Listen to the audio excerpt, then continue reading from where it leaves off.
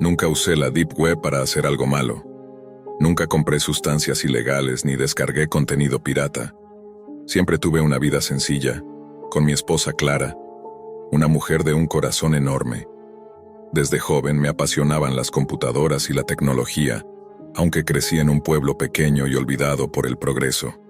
Recuerdo perfectamente cuando escuché hablar por primera vez del Internet y de la posibilidad de acceder a información de cualquier rincón del planeta. Era algo fascinante y para mí incomprensible que no más gente estuviera interesada en eso. Vivíamos en un lugar donde la tecnología era casi un lujo, y mi familia tampoco tenía recursos para mucho. Mi madre trabajaba jornadas agotadoras en una fábrica donde la explotaban sin piedad, y mi padre dedicaba casi todo su tiempo a la iglesia local, un hombre religioso y rígido, que veía la vida en blanco y negro. Su fe me generaba rechazo. Sentía que la religión era una cadena que limitaba a las personas, un camino único sin alternativas. Mi curiosidad por la historia me llevó a cuestionar muchas cosas, y terminé rechazando cualquier religión organizada. A pesar de todo, mis padres nos enseñaron a mi hermana y a mí a esforzarnos. Ambos logramos graduarnos. Ella se mudó a la ciudad para trabajar como enfermera, mientras yo me convertí en profesor de historia en una escuela secundaria modesta. Me casé con Laura, mi novia del instituto, y nos establecimos en un barrio tranquilo, con la ilusión de formar una familia. Intentamos tener hijos, pero el proceso tomó más tiempo del esperado. Después de algunas consultas médicas, nos dijeron que ambos estábamos sanos, simplemente requeriría paciencia.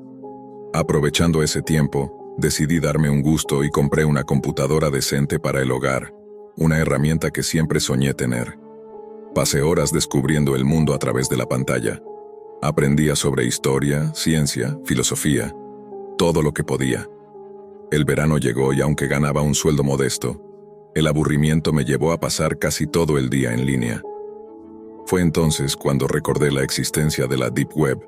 Nunca me había sumergido en ella, pero sabía que ahí había información oculta y secretos que no se muestran en la superficie. Bajé Tor y comencé a navegar con cautela. Las historias sobre lo peligroso de ese mundo me mantenían alerta. No tardé en toparme con sitios que ofrecían desde datos científicos hasta conspiraciones impactantes. No soy de los que creen en teorías descabelladas, pero muchas evidencias me hicieron dudar sobre lo que nos muestran los medios y gobiernos. Pasé noches enteras leyendo y explorando. Una madrugada, mientras cliqueaba enlaces al azar, me topé con algo que no debería haber visto. Una transmisión en vivo mostraba un acto terrible. Un niño pequeño estaba atrapado, herido y suplicando, mientras un hombre enmascarado ejecutaba actos atroces. La cámara mostraba todo, y una ventana de chat en vivo revelaba comentarios horribles de quienes participaban detrás de sus teclados. Intenté cerrar la ventana, pero no respondía. Mi corazón latía desbocado. De repente el hombre en pantalla pronunció mi nombre completo, y algo en mí se congeló. Al apagar el computador cambié todas mis contraseñas, bloqueé cuentas y dejé ese mundo atrás. Pero el daño ya estaba hecho. Meses después recibimos la noticia de que Laura estaba embarazada. La alegría parecía devolverle sentido a todo, pero la oscuridad siempre encuentra la forma de regresar. Una noche, mientras descansaba en casa, escuché gritos. Corrí y encontré a un intruso con máscara, cometiendo un crimen indescriptible. Intenté defender a mi familia, pero fue inútil. Cuando desperté, todo había cambiado para siempre. Después de aquella terrible noche, mi vida se transformó en una pesadilla sin descanso. No podía olvidar lo que vi, y el miedo se apoderó de cada rincón de mi mente. Sin embargo, una parte de mí no podía rendirse. Quería entender qué había detrás de ese oscuro entramado, esa red invisible que había invadido mi mundo. Volví a conectarme a la Deep Web con más cautela y conocimiento. Descubrí foros secretos donde hablaban de esas transmisiones malditas, de personas que desaparecían después de cruzarse con ciertos grupos o usuarios. No eran solo rumores. Había testimonios, pistas, advertencias sobre la red de las sombras, un colectivo que se dedicaba a transmitir horrores sin que las autoridades pudieran alcanzarlos. Me sumergí en aquel submundo, aprendiendo a navegar entre capas de anonimato, encriptaciones y identidades falsas. Cada página me mostraba fragmentos inquietantes, archivos de video, mensajes cifrados, listas de víctimas, incluso códigos que parecían llevar a ubicaciones reales. Mi obsesión creció al punto de aislarme de todo. Clara, que siempre estuvo a mi lado, intentaba detenerme. «Esto no te va a ayudar», me decía preocupada.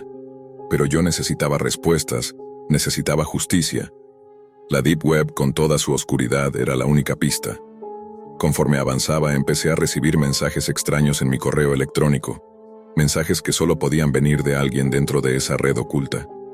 Al principio ignoré las advertencias, pero luego los mensajes se volvieron amenazas veladas.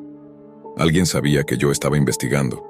Decidí usar un alias, un perfil falso para infiltrar esos círculos. Participé en chats clandestinos y logré acceder a archivos restringidos. Vi imágenes que no deberían existir, nombres que aparecían una y otra vez, y vínculos con personas influyentes en el mundo real. El miedo creció cuando Clara desapareció una tarde sin explicación.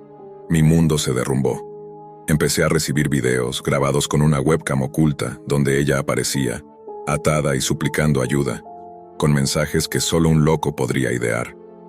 Entendí que estaba dentro de un juego macabro, un laberinto sin salida donde la Deep Web era el escenario. Mi vida, la de Clara y la de todos aquellos que se atrevían a mirar más allá de la superficie, estaban en manos de desconocidos que manejaban el poder desde las sombras. Intenté acudir a la policía, pero cuando les conté la verdad sobre la Deep Web y las transmisiones, solo me miraron como a un loco. La tecnología usada era demasiado avanzada para ellos, y la evidencia era intangible, como humo. Con cada día que pasaba sentía que la red se cerraba a mi alrededor. Las cámaras ocultas, las voces digitales, los mensajes codificados, todo formaba parte de un sistema diseñado para controlar, manipular y destruir. Pero no podía rendirme. Sabía que en algún rincón de ese mundo oscuro, entre líneas de código y servidores anónimos, estaba la clave para salvar a Clara. Solo debía encontrarla antes de que la Deep Web cobrara otra víctima más. Las noches se convirtieron en un constante vaivén entre insomnio y paranoia. Cada vez que apagaba la computadora, sentía que algo me observaba desde las sombras, como si las paredes mismas estuvieran grabando mis movimientos. La Deep Web había entrado en mi vida para quedarse, y yo era ahora una pieza dentro de su retorcido tablero. Conocí a otros que también habían sido atrapados en esa telaraña digital. Eran pocos, y la mayoría hablaban con miedo contenido. Algunos habían perdido familiares, otros simplemente desaparecieron sin dejar rastro. Compartíamos información en un chat cifrado, intentando entender qué era esa red de las sombras y cómo podían operar con tal impunidad. Cada nuevo dato que conseguíamos parecía abrir más preguntas que respuestas. Por ejemplo, había un usuario anónimo llamado Vigía Nocturno, que aseguraba tener acceso directo a los servidores donde se almacenaban las transmisiones prohibidas. Decía que podían verse en vivo, con cámaras escondidas en lugares imposibles, y que eran usadas para torturar o manipular a víctimas seleccionadas. Con la ayuda de Vigía Nocturno, logré conectar con una red privada dentro de la Deep Web, donde circulaban imágenes perturbadoras y mensajes codificados. Allí vi algo que me heló la sangre. Un video con Clara, sin apenas luz, con el rostro demacrado y suplicando que no la olvidara. Fue la confirmación de que la pesadilla no solo era real, sino que me estaba consumiendo. Decidí no quedarme de brazos cruzados. Utilizando herramientas de rastreo digital y análisis forense virtual, intenté encontrar el origen de esas señales. Era casi imposible, pues las conexiones pasaban por múltiples servidores proxy, mezclando rutas y direcciones IP falsificadas. Pero algo en el código del último video me llamó la atención. Un patrón repetitivo, un código binario camuflado en los bordes de la imagen. Con esa pista, pasé días descifrando hasta que finalmente logré extraer una dirección IP real, localizada en un país que rara vez aparecía en esas investigaciones. Esa dirección me llevó a una pequeña ciudad donde, según fuentes abiertas, no existía ningún centro tecnológico avanzado. Algo no cuadraba. Al profundizar, descubrí que esa ciudad estaba controlada por un pequeño grupo que tenía acceso privilegiado a recursos informáticos y que, según rumores, había estado vinculado a grupos de crimen organizado. Pero nadie se atrevía a investigarlos. Era como si toda esa red estuviera blindada por un pacto invisible entre tecnología, poder y miedo. Entretanto, los mensajes que recibía comenzaron a volverse más directos y personales. Una cuenta anónima empezó a enviarme fragmentos de videos y fotos donde aparecían lugares familiares de mi ciudad, pero con rostros difusos y sonidos inquietantes de fondo. Era como si alguien me estuviera vigilando constantemente, jugando conmigo, usando la Deep Web para acechar mi vida real. Empecé a notar que cada vez que investigaba, nuevas cámaras aparecían en mi entorno cotidiano, en la calle, en tiendas, incluso dentro de mi casa, como si la línea entre lo virtual y lo real se estuviera desdibujando. La sensación de seguridad desapareció y la paranoia se volvió mi compañera constante. El único refugio era Clara, o mejor dicho, la esperanza de encontrarla. Aunque el tiempo corría en nuestra contra, me aferraba a cada indicio, a cada señal que la Deep Web me dejaba. Pero sabía que cada movimiento podía ser observado y cada error, fatal. Intenté contactar con hackers éticos que supieran cómo desmantelar esa red oculta, pero la mayoría se negó por miedo o porque las consecuencias podrían ser devastadoras. La Deep Web, con toda su oscuridad, se había convertido en una prisión digital sin muros visibles. El mundo exterior seguía ajeno a esta batalla silenciosa. Amigos, familiares, incluso la policía, me veían como alguien atrapado en una obsesión peligrosa. Pero yo sabía que era una carrera contrarreloj. Encontrar el origen de esa red, desactivar las cámaras invisibles y liberar a Clara de ese mundo de sombras. Cada pista me acercaba más al abismo, y en la Deep Web, el abismo siempre devuelve la mirada. Los días se volvían interminables, un ciclo agotador entre la investigación y la angustia. La Deep Web no era solo un espacio virtual, era un reflejo distorsionado de la realidad, un laberinto oscuro donde cada paso podía ser una trampa.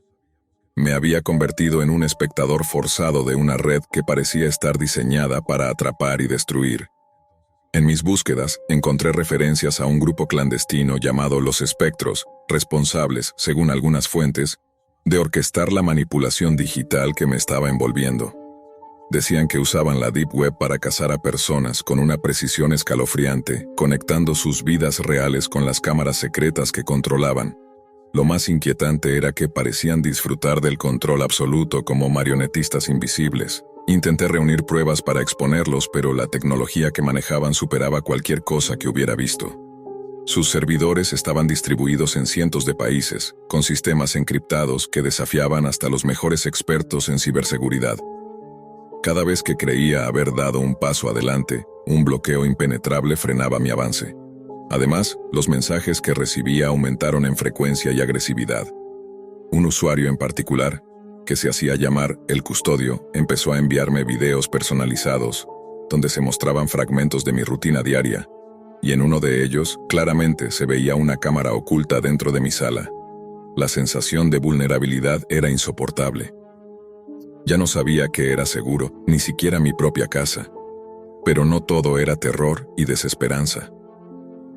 A pesar del miedo, había también momentos de claridad, como si la profundidad de la red me permitiera descubrir secretos que nadie más podía ver.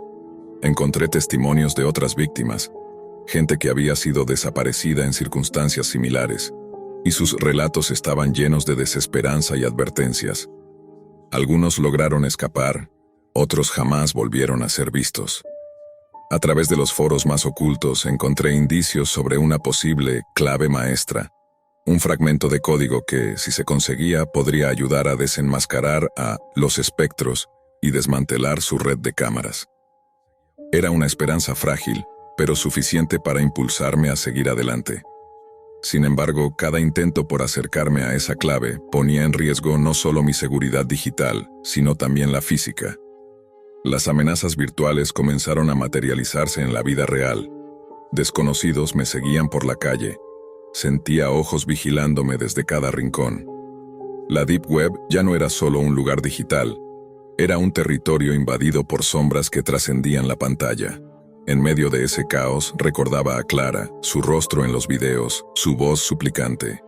Sabía que ella estaba ahí, atrapada en ese laberinto oscuro, y que solo yo podía intentar rescatarla. Pero el precio a pagar era alto, y la línea entre la valentía y la locura se volvía cada vez más delgada. Una noche, después de horas intentando desencriptar un nuevo archivo, recibí un mensaje inesperado. No era texto, sino un video corto y borroso donde alguien me hablaba directamente con voz distorsionada. Deja de buscar o pagarás el precio. El mensaje estaba claro, pero lejos de intimidarme, aumentó mi determinación. Sabía que estaba jugando con fuego y que en la Deep Web las reglas son diferentes y despiadadas, pero no podía darme el lujo de rendirme. Había entrado demasiado profundo y ahora era parte de ese oscuro juego donde la verdad estaba oculta entre capas infinitas de códigos, secretos y peligros. Cada noche, cuando todo parecía silencioso, encendía la computadora con una mezcla de miedo y esperanza. Navegaba por esos pasajes invisibles, exploraba cada rincón de la Deep Web, buscando la llave que pudiera liberar a Clara, y quizá a mí mismo, de esa prisión digital sin muros visibles. La lucha apenas comenzaba. Aquella noche, armándome de valor, seguí el rastro hasta un servidor oculto en un rincón remoto de la Deep Web. Con cada segundo que pasaba, sentía como el cerco se cerraba a mi alrededor, pero la determinación era más fuerte que el miedo. Logré encontrar la clave maestra, un código que no solo permitía acceder a la red de cámaras, sino también revertir su control. Activé el programa y en tiempo real, las imágenes de miles de cámaras comenzaron a desvanecerse, como si la oscuridad que las cubría se disipara poco a poco. Entre ellas vi a Clara, libre, observándome con una mezcla de gratitud y alivio. La red de los espectros se estaba derrumbando, sus máscaras cayendo frente a la luz. Pero justo cuando creía que todo había terminado, una última transmisión apareció. La figura de El Custodio sonriendo siniestramente, advirtiéndome que la Deep Web nunca olvida, y que esta batalla solo era el comienzo. Había ganado la partida, pero la guerra con las sombras digitales apenas comenzaba. Hace apenas 7 días que perdí mi empleo, y las cuentas se amontonaban sin piedad sobre mi mesa. Vivía en un apartamento modesto, sin lujos, y ese trabajo era el único soporte que mantenía mi vida en cierta estabilidad. Aquella noche, después de una tarde de excesos y distracciones frente a la pantalla, me puse a buscar opciones laborales. La mayoría eran rutinarios trabajos de oficina, aburridos y sin futuro. Pero entonces apareció un pequeño banner en la esquina de una página oculta con un mensaje directo: oportunidades bien remuneradas, empleos urgentes. No era un anuncio común, algo en él me atrajo, aunque sabía que venía de la Deep Web, ese oscuro rincón de Internet donde las reglas se desvanecen.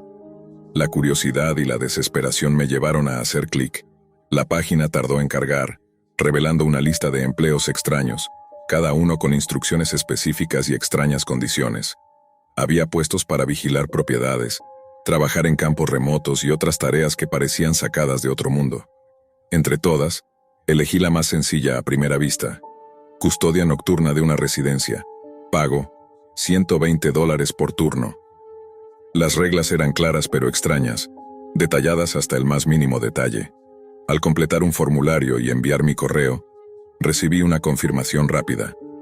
Tu solicitud ha sido aceptada. Te esperamos a las 12 de la noche para iniciar tu turno. Recuerda seguir las reglas al pie de la letra. Cuando llegó la hora, me presenté en la dirección indicada, una casa antigua pero bien cuidada. Subí las escaleras hasta una pequeña sala con un monitor y varias cámaras. Tenía instrucciones para seguir durante las próximas 4 horas y evitar cualquier desviación. Al principio todo parecía tranquilo, pero pronto la atmósfera cambió. Luces que se apagaban solas, susurros que no venían de ningún lugar, figuras que aparecían en las cámaras sin explicación. Una mujer cocinando que desaparecía al activar un botón, un hombre que veía televisión y cuyo silencio abrupto llenaba la casa de un terror insoportable.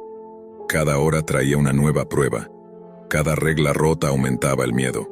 Trataba de mantener la calma, cubriéndome con música a todo volumen, cerrando los ojos cuando las voces comenzaban, intentando ignorar la sensación de que no estaba solo. Al terminar mi turno salí temblando con el corazón acelerado. Pero el horror no terminó ahí.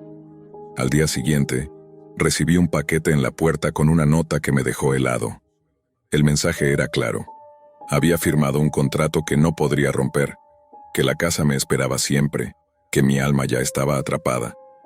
Ahora, escribo esto desde un lugar seguro, o eso creo, pero sé que la Deep Web me ha arrastrado a un juego oscuro donde las reglas las pone algo más allá de lo humano. Las noches posteriores fueron un tormento constante. Cada vez que cerraba los ojos, la imagen de aquella casa, Sus cámaras y sus extrañas figuras se imponían en mi mente como un espectro que no me dejaba respirar. Intenté olvidar, pero el teléfono vibraba con notificaciones sin remitente, recordándome que el trato no era solo un empleo, sino una cadena invisible que me ataba. Una noche decidí enfrentar nuevamente esa pesadilla. Antes de medianoche volví al lugar indicado, esa casa en la que cada sombra parecía esconder algo indescriptible. Al entrar, el aire era denso, cargado de una mezcla entre humedad y un olor a madera vieja que parecía absorber cada sonido.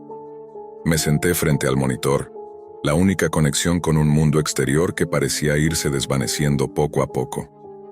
Las cámaras mostraban habitaciones vacías, pero había movimientos sutiles. Una cortina que se movía, un reflejo que no correspondía a nada visible. El reloj marcaba la medianoche exacta. De repente, la voz femenina que me habló desde una ventana apareció otra vez. Me saludó con una serenidad inquietante, como si supiera más de mí que yo mismo. Intenté no mirarla directamente, recordando la regla más importante: no enfrentar lo desconocido con miedo. Durante las primeras horas, seguí al pie de la letra cada instrucción, apagando luces, cerrando persianas, observando a ese hombre que parecía reír frente a una televisión que nunca mostraba imágenes claras. En un momento, apreté el botón azul para alejar a la mujer que cocinaba, su figura desvaneciéndose entre sonidos extraños. Pero entonces, a las 3 de la madrugada, todo cambió. La música que encendí para protegerme de los susurros se apagó abruptamente, y la casa pareció vibrar, como si respirara a mi alrededor. Sentí que algo rozaba mi piel, una presencia que no podía ver pero que me hacía temblar de terror. Intenté moverme, pero el miedo me paralizaba. Cerré los ojos y me concentré en la melodía que aún resonaba en mi mente, intentando aferrarme a la realidad. Cuando abrí los ojos, las cámaras mostraban rostros deformados emergiendo del suelo, gritando en silencio, atrapados en una pesadilla eterna. El reloj marcaba las 3:30 cuando finalmente se calmó todo. Me levanté temblando, sabiendo que faltaban solo minutos para salir, pero sintiendo que esa casa ya no era solo un lugar, sino una prisión para mi alma. Al salir, el aire frío de la noche me dio un breve alivio, pero el paquete con la carta que encontré a la mañana siguiente me recordó que la Deep Web no es solo una red de información, sino un portal a horrores que desafían la lógica. Los días siguientes, mi vida se volvió una pesadilla constante, como si la casa y su oscuro contrato se hubieran apoderado de mi mente y mi tiempo. Traté de mantener la rutina, pero la sensación de ser observado, de que algo me acechaba, no me abandonaba ni un instante. Cada noche, cuando el reloj se acercaba a la medianoche, un frío intenso me recorría la espalda. No importaba dónde estuviera, la invitación invisible para regresar a aquella casa se hacía cada vez más fuerte. La Deep Web parecía un abismo del que ya no podía salir. Intenté investigar al misterioso señor Gerard, el hombre que me había contratado, pero era como si nunca hubiera existido. Su dirección, su correo, el sitio web, todo desaparecía como humo al intentar rastrearlo. Fue entonces cuando comprendí que ese trabajo no era solo una oferta de empleo, sino un juego macabro sin reglas visibles. Una noche, decidido a no ser una víctima más, intenté romper las reglas. Me aventuré a encender el teléfono, desafiando la advertencia. Al instante el dispositivo comenzó a emitir sonidos distorsionados, como si una voz antigua y rota se filtrara a través de los altavoces. La pantalla parpadeó con imágenes fugaces de rostros que clamaban por ayuda, desesperados. El monitor de las cámaras empezó a mostrar escenas que no correspondían a la casa. Pasillos interminables, puertas que se abrían a la nada, figuras oscuras que se desvanecían cuando intentaba enfocarlas. La línea entre la realidad y la pesadilla se volvió difusa. Intenté comunicarme por correo con alguien, con cualquier persona, pero todos mis mensajes rebotaban, como si hubiera sido bloqueado del mundo exterior. La única constante era el reloj marcando la medianoche, y la casa esperando, siempre esperando. Los sonidos en la casa se intensificaron, aullidos lejanos, susurros apenas audibles, pasos que nunca podía identificar. La mujer en la cocina reaparecía en las cámaras, a veces con el delantal rasgado, otras con el rostro oculto. El hombre del televisor ya no reía, solo me observaba en silencio, y cada vez que apagaba la cámara, sentía que algo más oscuro ocupaba su lugar. Durante esos turnos me di cuenta de que no estaba solo. Otros habían aceptado esa oferta en la Deep Web, y sus destinos no parecían ser mejores que el mío. En foros ocultos, mensajes cifrados hablaban de la casa, de la prisión y de la imposibilidad de escapar. Pasaron varios días desde que esa primera experiencia en la casa me dejó marcado, pero la extraña invitación, casi hipnótica, seguía tirando de mí. Por más que intentaba ignorarla, cada noche la Deep Web parecía susurrarme que regresara, como si esa casa fuera una entidad viva que se alimentaba de mi miedo y mi presencia. Decidí entonces prepararme mejor para la próxima noche. Compré un viejo reproductor de música con auriculares aislantes, cargué la batería al máximo y anoté cada regla con tinta permanente en una libreta. Tenía que enfrentar aquello con la mayor concentración posible. La noche llegó y con ella la inevitable llamada a presentarme en el número 471 de Peterson Drive. Al entrar, la casa parecía diferente, como si me esperara. El aire estaba más frío, la penumbra más espesa. Subí las escaleras con el iPod en el bolsillo y entré en la pequeña sala de cámaras. El monitor parpadeaba suavemente, mostrando varias habitaciones en tonos grises y azules. Recordé las reglas. Entre medianoche y la 1 podía recorrer la casa, pero debía volver a la sala de cámaras antes de la 1 en punto. De 1 a 2 apagar todas las luces, cerrar puertas y persianas. De 2 a 3 abrir las persianas y no mirar a la voz en la ventana. Y a las 3:30 encender la música a todo volumen y cubrirme los oídos. Comencé el recorrido, explorando cada habitación con cuidado. Los muebles viejos crujían bajo una presión invisible. Las sombras parecían moverse sin fuente de luz. Llegué a la cocina y la encontré vacía, pero al asomarme por la ventana desde la sala de cámaras, una figura femenina apareció, su rostro cubierto por un velo translúcido. Me recordó las instrucciones. No debía mirarla directamente. La voz llegó suave, dulce, pero con un tono que helaba la sangre. «Felipe, estás aquí otra vez». Me obligué a no mirar la ventana, enfocando la pantalla. Las horas pasaron, y entre ruidos inexplicables y presencias que parecían rozarme la piel, mantuve la calma con la música. Sin embargo, en un momento la melodía se cortó, y un silencio absoluto me envolvió. Sentí entonces una mano fría en mi hombro, pero al voltear no había nadie. Un escalofrío recorrió mi cuerpo y una voz ronca susurró a mi oído: «No puedes escapar». Intenté levantarme, pero el cuerpo no respondía, como si estuviera paralizado por un poder invisible. Cerré los ojos con fuerza, esperando que la música me salvara. Cuando los abrí, la casa parecía distorsionada, con las paredes ondulando y rostros gritando en las sombras. El reloj marcaba las 4 de la mañana. El tiempo para salir había llegado. Me apresuré hacia la puerta, pero al intentar abrirla se negó a ceder. Golpeé con desesperación, sintiendo cómo la oscuridad se cerraba a mi alrededor. Finalmente la puerta cedió y caí al exterior, jadeando. El aire fresco de la madrugada me dio un respiro, pero no pude evitar mirar atrás. La casa estaba en silencio, esperando, con sus ventanas vacías que parecían ojos que nunca parpadean.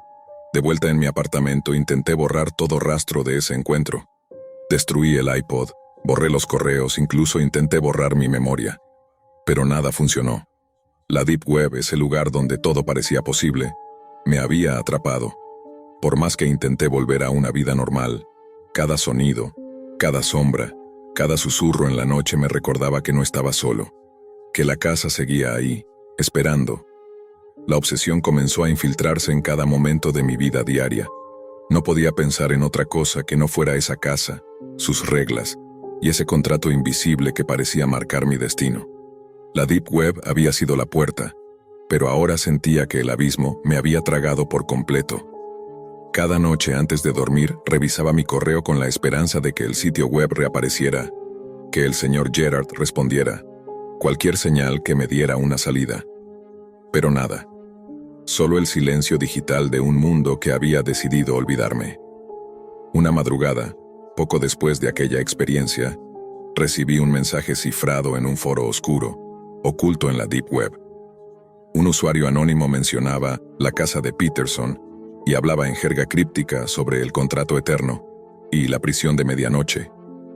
Era como si alguien más estuviera atrapado en la misma pesadilla, o peor, fuera un aviso. Decidí responder tratando de establecer contacto, pero el mensaje nunca fue enviado.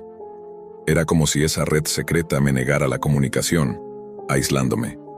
Esa misma noche regresé a la casa sabiendo que no tenía elección.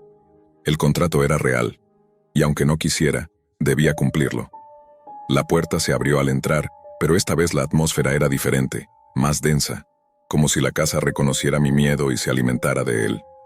Subí las escaleras lentamente, con el corazón latiendo con fuerza. En la sala de cámaras, el monitor mostraba imágenes distorsionadas, con figuras que apenas podía distinguir.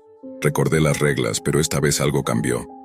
La voz desde la ventana no solo saludó, sino que dijo mi nombre completo, con un tono burlón y amenazante. La mujer en la cocina apareció, más tangible, con un rostro que ahora mostraba un vacío insoportable, ojos sin vida que me seguían. Cuando presioné el botón azul para hacerla desaparecer, la figura no se fue. En lugar de eso, la imagen se fragmentó en 1000 pedazos y se extendió por toda la pantalla, como una mancha negra que empezó a invadir cada habitación en el monitor. Sentí una presencia a mi lado, y al girar, una sombra alta y delgada estaba ahí, silenciosa. Mi respiración se aceleró. Intenté moverme, pero las piernas me fallaron. Las cámaras comenzaron a mostrar escenas que no eran de esa casa. Pasillos sin fin, puertas que se abrían a vacíos infinitos, y voces que llamaban mi nombre, cada vez más cerca. Intenté encender la música a todo volumen, pero el reproductor no respondía. La casa había cambiado las reglas. Ahora yo estaba dentro de un juego sin control, sin salvación. Aquella noche, la casa estaba viva de un modo que nunca antes había experimentado. Apenas crucé el umbral sentí un frío que no provenía del aire sino de algo mucho más profundo, como si la misma oscuridad me envolviera en sus garras heladas. Subí las escaleras con pasos temblorosos. El silencio era absoluto, salvo por un leve susurro que parecía provenir de las paredes mismas. Al entrar en la sala de cámaras, el monitor mostraba imágenes distorsionadas, sombras que se retorcían, figuras que se alargaban y encogían, rostros deformes que gritaban en silencio. De repente la voz de la mujer apareció en la ventana, pero esta vez no fue un saludo amable, sino un murmullo desesperado que atravesó mi mente. No deberías estar aquí, nunca lo estarás. La figura femenina en la cocina ya no solo cocinaba, ahora sus movimientos eran erráticos, como si estuviera atrapada en una agonía eterna. Sus ojos vacíos se clavaron en mí a través de la pantalla, y un grito desgarrador emergió de la nada, llenando la casa de ecos aterradores. El botón azul a mi lado empezó a brillar con una luz fría y parpadeante. Al presionarlo, un sonido ensordecedor explotó en la cocina, pero la mujer no desapareció. En cambio, la figura se fragmentó en sombras que se deslizaron hacia mí, como dedos oscuros que intentaban alcanzarme. Sentí una mano helada posarse sobre mi hombro, aunque al voltear no había nadie. El pánico me paralizó. Traté de gritar, pero mi voz se ahogó en un vacío silencioso. Las cámaras mostraron entonces algo imposible. El hombre del televisor, que antes solo se reía, ahora estaba allí, fuera de la pantalla, mirándome fijamente con ojos negros y sin vida. Su sonrisa era grotesca, una mueca de pura maldad. El reloj marcó las 3:15 de la mañana y supe que lo peor estaba por venir. La música que había preparado para protegerme se apagó repentinamente, y un frío intenso me envolvió, como si la casa hubiera exhalado una respiración helada que me congeló desde dentro. Las paredes comenzaron a moverse, como si respiraran, y rostros distorsionados emergieron de la madera, gritando en un silencio sepulcral. Sentí que algo se arrastraba por el suelo hacia mí, una presencia oscura que se acercaba lenta pero inevitablemente. Mis ojos se cerraron, cubriéndome los oídos con las manos, intentando ahogar el terror, pero el ruido estaba dentro de mi mente, un eco implacable que me hacía temblar. Cuando por fin abrí los ojos, la sala estaba vacía, pero el reloj marcaba 3:30 de la mañana. Sabía que quedaban minutos para sobrevivir, pero la casa ya no era un lugar, era una trampa, un monstruo que me había atrapado y no pensaba soltarme. A las 3:30 de la madrugada, encendí la música con manos temblorosas, cubriéndome los oídos y cerrando los ojos con fuerza. La melodía retumbaba en mi cabeza ahogando los susurros, los gritos silenciosos y las sombras que parecían querer devorarme. Pero justo cuando creí que sobreviviría, el sonido se cortó abruptamente. Abrí los ojos y vi algo que me heló la sangre. La figura del hombre del televisor estaba frente a mí, ya no una imagen en la pantalla, sino real, oscura y palpable. Sus ojos vacíos me absorbían y su sonrisa se ensanchó en una mueca grotesca. Intenté gritar, correr, hacer algo, pero estaba paralizado, como si una fuerza invisible me sujetara. Sentí sus manos frías cerrarse alrededor de mi cuello, apretando hasta que el aire comenzó a escaparse de mis pulmones. Entonces, en medio de la oscuridad, escuché una voz firme, distante, que decía mi nombre. La presión disminuyó. Abrí los ojos y me encontré nuevamente en la sala de cámaras, solo. El reloj marcaba las 4 de la mañana. Corrí hacia la puerta y, esta vez, se abrió sin resistencia. Al salir, el aire fresco de la madrugada me dio vida. Miré hacia atrás una última vez. La casa estaba tranquila, pero sabía que no me dejaría ir tan fácil.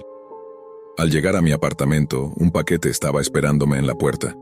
Dentro, una carta con la letra del señor Gerard. Felipe, ahora eres parte de esta casa para siempre. No hay escapatoria. La Deep Web no solo ofrece empleos, ofrece destinos. Nos volveremos a ver, a la medianoche. Desde entonces, cada noche siento que la casa me llama, que el contrato no terminó, y que la línea entre lo real y lo imposible se desvaneció para siempre. 3:33 AM. La habitación está en penumbra y el brillo azul de la pantalla es lo único que ilumina mi rostro. Igual que tú, soy un adicto más al acto mecánico de deslizar el dedo, de post en post, sin absorber nada. Facebook, Reddit, Instagram, una sucesión de imágenes, titulares y clips que apenas dejan huella en mi mente. Como tú, llegué a ese punto de saturación donde nada parecía nuevo. Todo reciclado, todo insípido. Esa noche, sin saber por qué, abrí una pestaña en blanco y escribí: ¿cómo entrar a la web profunda?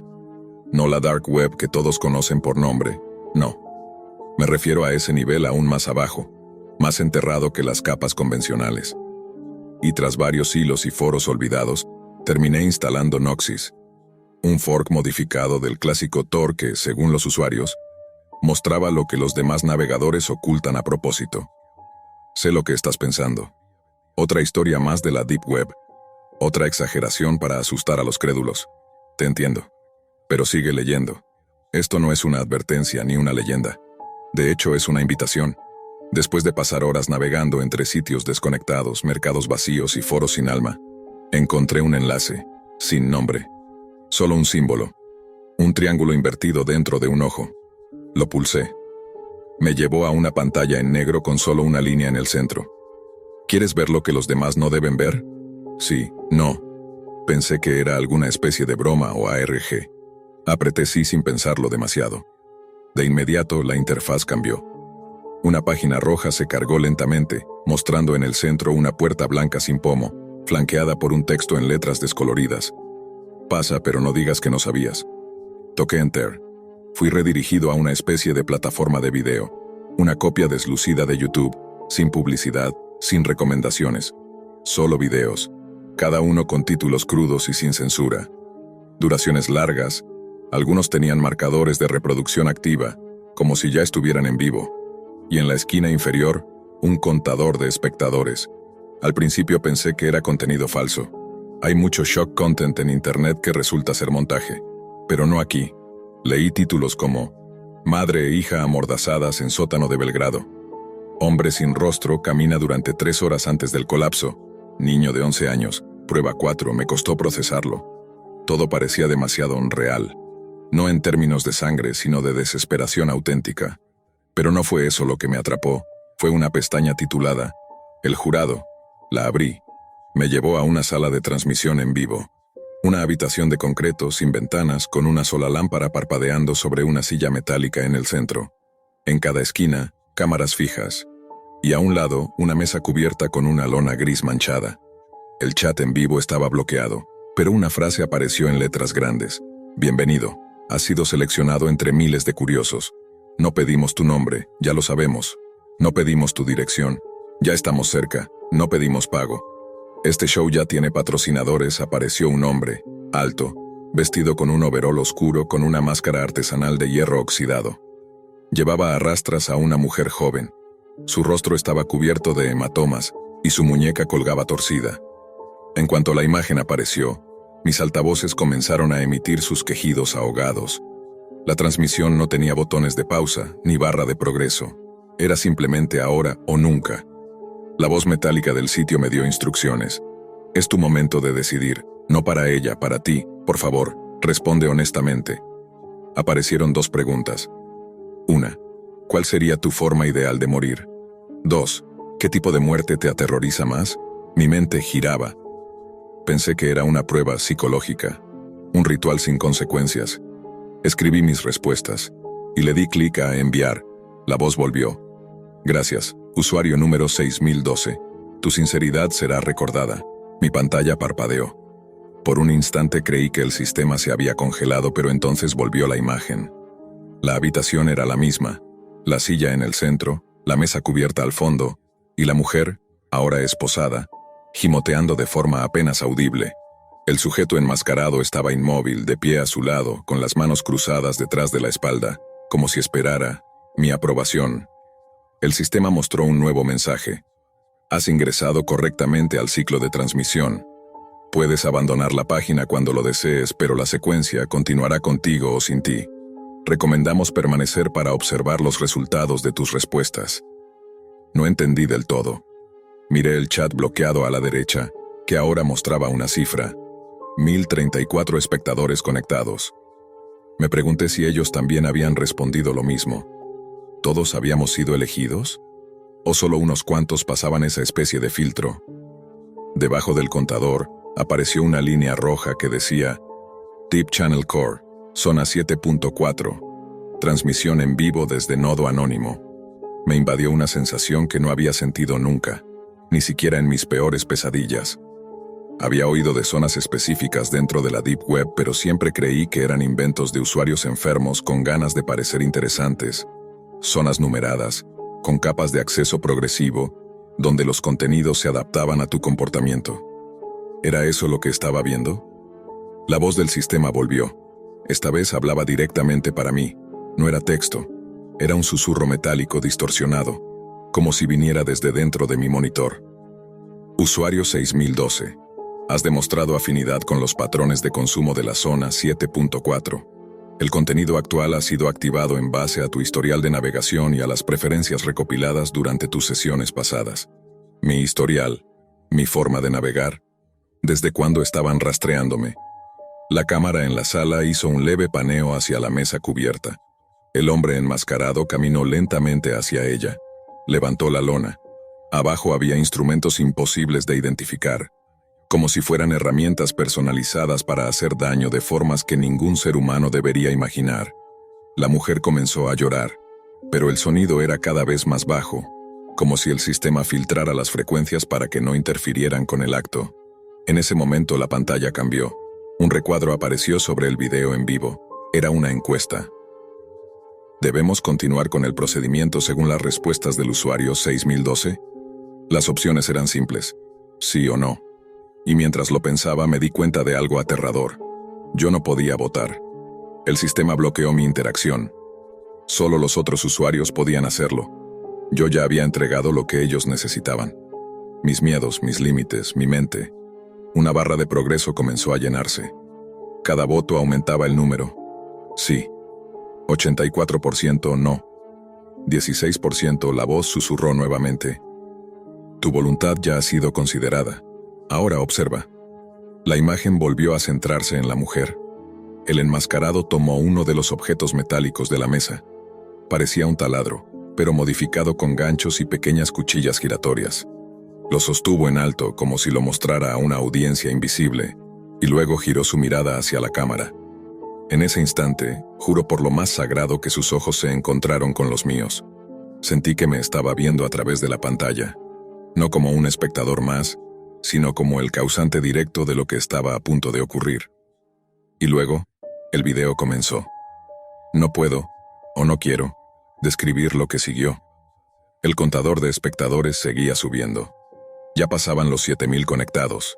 El chat seguía bloqueado, pero en la parte inferior comenzaron a aparecer nombres de usuario acompañados de frases automatizadas. El espectáculo continúa. Bien hecho 6012. Pronto será tu turno. Volví a revisar la pestaña del sitio. Había una nueva sección abierta, no estaba antes. Se llamaba Cuenta Regresiva. La abrí. Era una simple pantalla negra con letras rojas. Próximo acceso al canal privado en 051922. Una cuenta regresiva que no podía pausar ni cerrar. Y más abajo, tu ubicación ha sido verificada. La recolección está programada. Intenté cerrar la pestaña, pero el navegador no respondía. Abrí el administrador de tareas forzando el cierre. Nada. Desconecté el Wi-Fi. Nada. La imagen seguía fija en la cuenta regresiva. Sentía que el monitor me observaba, como si se hubiera vuelto un espejo de mis decisiones. Pensé que al apagar la computadora todo terminaría. Estaba equivocado. Apagué la computadora de un golpe. Literal. Mi puño contra el botón de apagado. La pantalla parpadeó, luego se oscureció. Me quedé en silencio, conteniendo la respiración como si eso pudiera desconectar también mi mente. Pero la cuenta regresiva seguía en mi cabeza, como si se hubiera incrustado en mi visión interna. Fui al baño, me eché agua en la cara. Me repetí que todo era parte de un juego, de una simulación de la Deep Web para asustar a los ingenuos. Pero al volver a mi cuarto, el monitor volvió a encenderse solo. Negro, con letras blancas en el centro, preparándonos para la llegada. No te muevas. Corrí a desenchufar todo. Ni siquiera me importó si la fuente explotaba. Mi corazón latía como un martillo. Abrí la ventana. Consideré saltar por ella. Era absurdo. Vivía en un segundo piso. Aún así me parecía mejor idea que quedarme quieto. Entonces sonó el timbre. 3:33 de la mañana de nuevo. 3 toques. Largos. Regulares. Como si quien estuviera al otro lado supiera exactamente lo que estaba haciendo. No respondí. No me moví. Pero una nueva notificación apareció en mi teléfono, que ni siquiera estaba desbloqueado. Gracias por responder 6012. Hemos llegado. Me paralicé. Pensé en huir por la parte trasera del edificio, pero otra notificación emergió antes de que pudiera dar un paso. Recuerda tus respuestas. Prefieres morir congelado. Temes morir devorado por ratas. Y luego, una tercera. Nuestros escenarios están preparados según tus especificaciones. Corrí. Lo juro, corrí con todo lo que tenía. Salí al pasillo, bajé las escaleras sin luz, tropecé con el felpudo de la vecina, me abrí la rodilla pero no me detuve. Crucé la calle descalzo, gritando por ayuda, sin pensar. Llegué a una estación de policía. Me encerré en un baño. Me quedé ahí por horas. Nadie vino por mí. Pero cuando regresé a casa mis cerraduras estaban cambiadas, mis pertenencias intactas, salvo una cosa, mi escritorio. Vacío. Solo había una caja pequeña encima, con una nota. Buen espectáculo, pronto otro. Y dentro de la caja, una USB negra sin etiquetas. No la he conectado. No quiero saber qué contiene. Pero todas las noches, a las 3:33 de la mañana, mi computadora se enciende sola. Y la pantalla muestra el mismo mensaje. ¿Quieres ver lo que los demás no deben ver? Sí. No. Sé que fui parte del espectáculo. Pero no sé si ya lo terminé, o si yo soy el próximo episodio. Déjame contarte algo que aprendí de la forma más brutal. La Deep Web no es solo una zona de Internet fuera del radar, es un pantano nauseabundo donde la humanidad deja ver su rostro más podrido. Si crees que ya lo has visto todo en la superficie, créeme, no estás ni cerca. Yo me llamo Iván Córdoba, y esto es algo que todavía intento borrar de mi cabeza cada noche. Todo comenzó porque escuchaba a mis amigos hablar de la Deep Web como si fuera una especie de mito digital. Historias locas, páginas prohibidas, gente que desaparece. Al principio me parecía una exageración adolescente, pero la idea me fue carcomiendo lentamente. Quería saber hasta qué punto era real todo eso. Así que una noche, con más curiosidad que sentido común, instalé el navegador Tor, me puse los auriculares, apagué la luz de mi cuarto y comencé a navegar. No tomé precauciones. Ni VPN, ni bloqueadores, nada. Estaba completamente desnudo en ese océano digital, y aunque ahora me cuesta entender cómo pude ser tan ingenuo, en ese momento me sentía invulnerable, como si nada pudiera alcanzarme desde el otro lado de la pantalla. Pasé horas haciendo clic en enlaces aleatorios. Algunos sitios eran absurdamente aburridos, otros directamente ilegales. Vi foros de intercambio de armas, mercados de drogas, servicios de hackers a sueldo, incluso páginas donde la gente ofrecía ejecutar encargos sucios por Bitcoin. El nivel de degeneración era asfixiante. Pero algo me mantenía ahí, pegado a la silla. En cierto punto, comencé a ver cosas que nunca debí ver. Videos de animales siendo torturados. Hombres riendo mientras cometían atrocidades. Sentí náuseas. Cerré pestañas, pero seguí. No sé si era morbo, miedo o una especie de hipnosis digital. Me dije a mí mismo, un enlace más y me largo, uno solo, como si estuviera jugando con una ruleta rusa. Y ahí fue donde todo se rompió. La página tenía un diseño infantil con letras rosadas y una tipografía redondeada. El título decía Dulzura y Paz. Todo el sitio parecía una burla, una contradicción sucia en medio de ese infierno digital. Bajo el título había un álbum de fotos y una caja de chat vacía. Nadie conectado. Me incliné hacia la pantalla y abrí la primera imagen. Era una chica joven, 20, quizás 22 años. Estaba embarazada, desnuda, y con el rostro cubierto de lágrimas. Tenía hematomas en los brazos y cortes en los muslos. Su expresión era de desesperación absoluta. Miraba hacia la cámara como si rogara por ayuda. Pasé a la siguiente imagen, y casi grité. La misma chica, pero ahora con el cuerpo cubierto de sangre. Sus ojos estaban abiertos, pero no había vida en ellos. Estaba sentada, con la cabeza inclinada hacia un costado. En sus brazos sostenía al bebé, aún conectado por el cordón umbilical. El niño no se movía. Todo era rojo, pura sangre. En la pared detrás de ellos, alguien había escrito con letras grandes y torpes, usando lo que parecía sangre humana. Todo es dulzura. No sé por qué seguí mirando, pero lo hice. Las siguientes imágenes eran una especie de línea de tiempo. Mostraban cómo los cuerpos comenzaban a descomponerse, día tras día, la piel cediendo, los rostros derritiéndose, hasta que no quedó nada más que un par de esqueletos abrazados. Mi cuerpo entero temblaba. Quería cerrar la ventana, desconectar todo, apagar la computadora, pero entonces apareció un mensaje en el chat. Hola Mateo, ¿te gustó? ¿Quieres ver más? Puedo mostrarte la verdadera dulzura. Mi corazón se paralizó. ¿Cómo sabía mi nombre? No respondí. Solo me quedé congelado frente a la pantalla. Otro mensaje llegó. No tengas miedo, yo te amo. Quiero ayudarte. Déjame cuidarte, Mateo. Mis dedos se movieron solos sobre el teclado.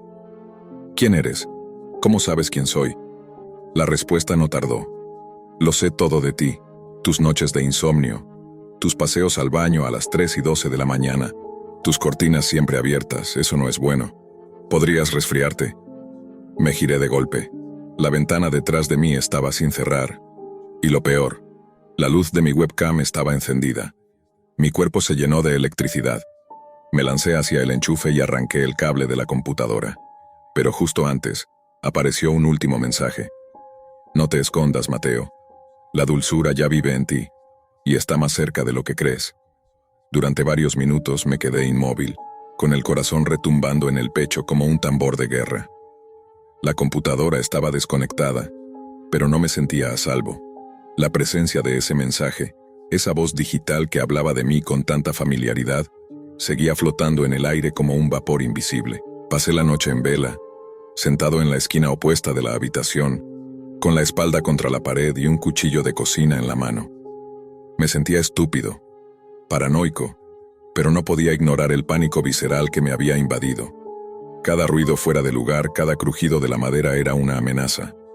Algo se había abierto esa noche, algo que ya no podía cerrarse. A la mañana siguiente revisé todo.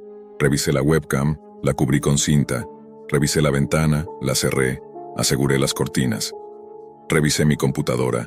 Ningún rastro de la página, ningún historial, ninguna carpeta extraña. Era como si todo hubiese sido un mal sueño, pero no lo fue, porque una hora después, mientras intentaba convencerme de volver a la rutina, recibí el primer correo. El asunto decía, ya estás más cerca de la dulzura, y el cuerpo del mensaje era breve, en letras enormes y mayúsculas. Quiero cuidarte, quiero amarte, quiero traerte paz. Adjunta venía una foto mía tomada desde afuera de mi ventana. Estaba durmiendo abrazado a la almohada con la cara medio tapada por las sábanas. Nunca supe cuándo fue tomada o quién estuvo ahí. Solo sabía una cosa: esa foto no podía existir. Y sin embargo ahí estaba. Apagué el wifi, llamé a la policía, les mostré los correos, las fotos, les hablé de la página, de los mensajes, de cómo sabían mi nombre, mis rutinas. Tomaron nota, dijeron que investigarían, dijeron que probablemente era una broma, alguien jugando con técnicas de ingeniería social, que no debía entrar a la Deep Web, que debía tener más cuidado. No volvieron a contactarme. Ese mismo día decidí formatear el disco duro, destruir la computadora y comprar una nueva. No importaba el gasto, necesitaba cortar cualquier rastro. También cambié mi número, cerré redes sociales, cubrí todas las cámaras y evité estar solo por las noches. Pero nada de eso detuvo los correos. Comenzaron a llegar desde diferentes cuentas, todas con nombres similares: dulzura_real, @amadamuerte, te observo, Mateo, todos con el mismo mensaje repetido una y otra vez: te amo, te observo, ya casi estás listo para entender. Al principio ignoré todo, pero luego vinieron los audios, fragmentos de mi voz, grabaciones de mí hablando solo en mi habitación, comentando cosas al aire, suspirando. Incluso captaron momentos en los que lloraba, cuando creía estar completamente solo. Era como si alguien estuviera dentro de mis paredes. Era como si la Deep Web hubiese cruzado la línea entre el código y la carne, entre lo digital y lo físico. Llegó un punto en el que ni siquiera me atrevía a dormir en mi casa. Me iba a casa de conocidos, me quedaba en el trabajo hasta tarde, buscaba cualquier excusa para no volver, pero no importaba dónde estuviera. Siempre llegaban los mensajes, a veces en la pantalla de mi móvil, a veces impresos en papel y deslizados bajo la puerta. Una vez, encontré uno pegado al parabrisas de mi auto. Todos con la misma frase, cada vez más insistente: la dulzura viene. Y tú la pediste. Pensé que me estaba volviendo loco y quizás lo estaba. Pero entonces ocurrió algo que me lo confirmó todo. Recibí un mensaje nuevo. No venía con una foto. No venía con texto repetido. Solo un enlace. Volví a mirar ese link como si fuera un cuchillo apuntando a mi pecho. Lo reconocí de inmediato. La misma estructura críptica. El mismo patrón de caracteres aleatorios. Lo supe en el instante. Era el mismo sitio. La misma página rosa. No sabía qué hacer. Una parte de mí quería quemar el teléfono. Otra quería hacer clic, solo para comprobar si aún estaba allí, si todo eso fue real o no, si podía volver. Ese dilema me mantuvo en silencio, frente a la pantalla, durante una eternidad. La curiosidad fue más fuerte que el miedo. Respiré hondo, asegurándome de estar solo, cerré la puerta con llave, y con manos temblorosas, copié y pegué el enlace en el nuevo navegador Tor que había reinstalado unas horas antes. El sitio tardó en cargar, como si el mismo infierno necesitara unos segundos para abrirse. Y cuando lo hizo, era exactamente como lo recordaba. La tipografía rosada, el título Dulzura y Paz, la caja de chat vacía. Pero esta vez no había galería de imágenes, solo había un video en la parte central de la página, un botón de reproducción, ningún título, ningún tiempo de duración, como si el archivo no tuviera fin. Mi estómago se retorció. Sentía que algo me sujetaba la nuca desde atrás, pero igual le di play. La pantalla se llenó de estática. Luego apareció la imagen de una habitación. Mi habitación. Se veía desde un ángulo en el que no tenía ninguna cámara instalada. Podía verme a mí mismo sentado frente a la computadora, con la misma ropa, con los mismos movimientos. Estaba viéndome a mí en tiempo real, desde una perspectiva que no era mía. Y entonces, una figura cruzó detrás de mí en la pantalla. Lenta, delgada, pálida. Caminaba como si flotara. Yo en el video no me daba cuenta, pero alguien más, algo, estaba allí. Me giré, con un impulso eléctrico, pero no vi nada. Sin embargo, en el video, la figura se fue acercando, hasta quedarse justo detrás de mi espalda, inmóvil. Quise cerrar el navegador, pero no pude. El mouse no respondía, el teclado tampoco. La única parte de la pantalla que reaccionaba era el chat. Y en él apareció un mensaje: ahora sí estás listo. La figura en el video me tocó el hombro, y yo, aquí, en el mundo real, Sentí el mismo contacto, helado, lento, de dedos demasiado largos. La pantalla se apagó, y en el reflejo del monitor negro, vi algo de pie detrás de mí, mirándome. Desde entonces nadie ha podido hablar directamente conmigo. La gente me ve caminar, sí, pero no es lo mismo. Dicen que hablo en susurros, que sonrío en momentos que no ameritan sonrisas, que a veces muevo los labios sin emitir sonido como si repitiera algo una y otra vez. Pero la verdad es que yo ya no estoy solo. La dulzura me encontró y no me deja ir.